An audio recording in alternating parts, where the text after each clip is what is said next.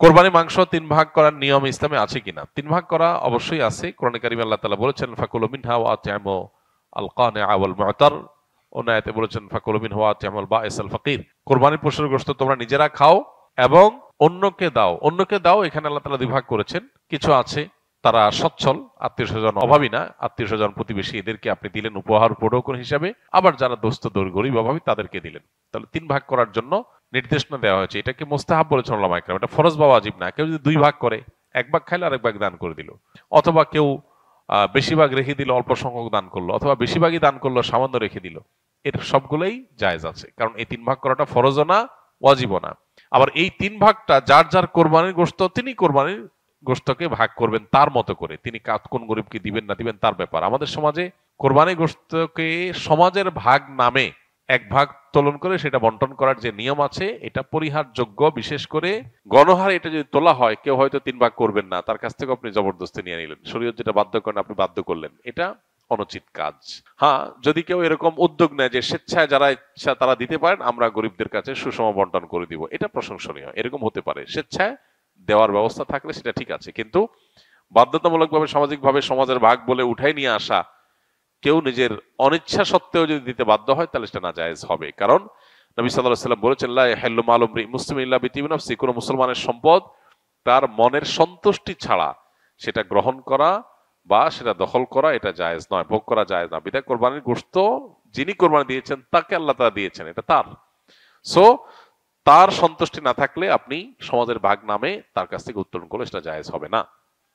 তিনি হয়তো তার কোনো আত্মীয় স্বজন গরিব, তাকে একটু বাড়ায় দিবেন, আপনার সমাজের ভাগে নিয়ে আপনাদের মতো দিবেন, তো এটা তো তার অধিকার খর্ব করা হলো, এটা উচিত নয়।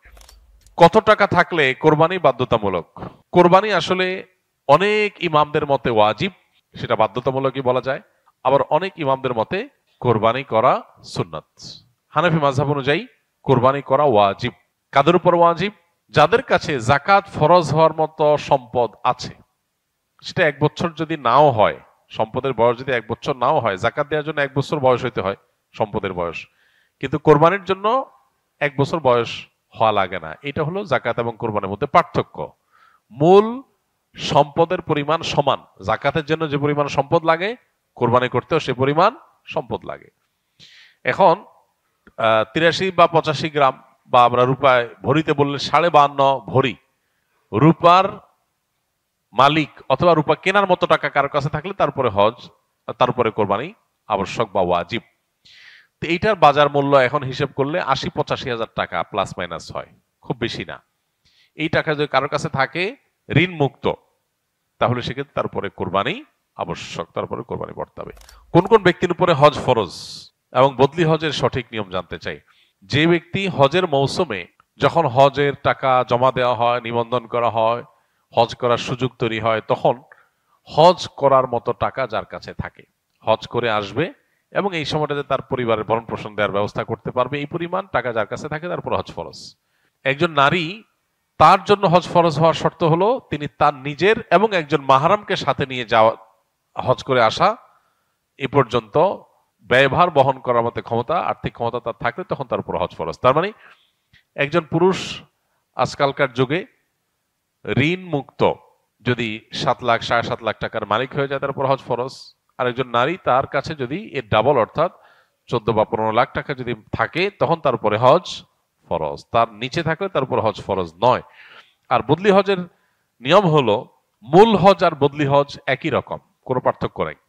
আপনি নিজের হজ যেভাবে করবেন আরেকজনের পক্ষ থেকে হজ একই ভাবে করবেন, একই উপায়ে করবেন, শুধু পার্থক্য একটাই, সেটা হলো আপনার নিয়ত থাকবে যে এটা আমি অমুকের তরফ থেকে করছি। শুরুতে যখন এহরাম পরে লাব্বাইকা হাজ্জান বলবেন তখন আপনি নিয়ত করবেন লাব্বাইকা হাজ্জান আন অমুক, অর্থাৎ অমুকের পক্ষ থেকে আল্লাহ আমি হজের জন্য হাজিরা দিলাম, লাব্বাইকা হাজ্জান, বাস এটা বলে আপনি শুরু করবেন। বাকি সব কাজগুলো সেম, আপনি নিজে যেরকম করতেন একই রকম। এর পাশাপাশি বদলি হজ যিনি করবেন তাকে নিজের হজ আগে আদায় করতে হবে।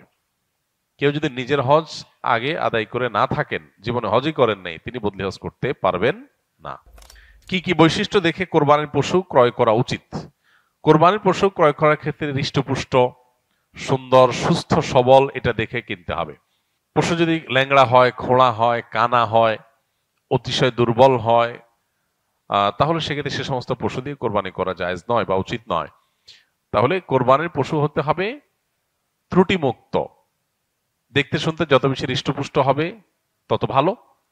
তবে এর চাইতে গুরুত্বপূর্ণ বিষয় হলো আপনি কোরবানি কি গোশত খাওয়ার জন্য করছেন, মানুষকে দেখাবার জন্য করছেন, নাকি আল্লাহর জন্য করছেন, এটা গুরুত্বপূর্ণ। আল্লাহ বলেছেন লা ইয়ানালুল্লাহু লাহুমুহা ওয়ালা দিমাউহা ওয়ালাকিন ইয়ানালুহুত তাকওয়া মিনকুম। তোমাদের কোরবানির পশুর গোশত অথবা রক্ত এর কোনোটাই আল্লাহর কাছে যায় না। আল্লাহর কাছে যায় কি?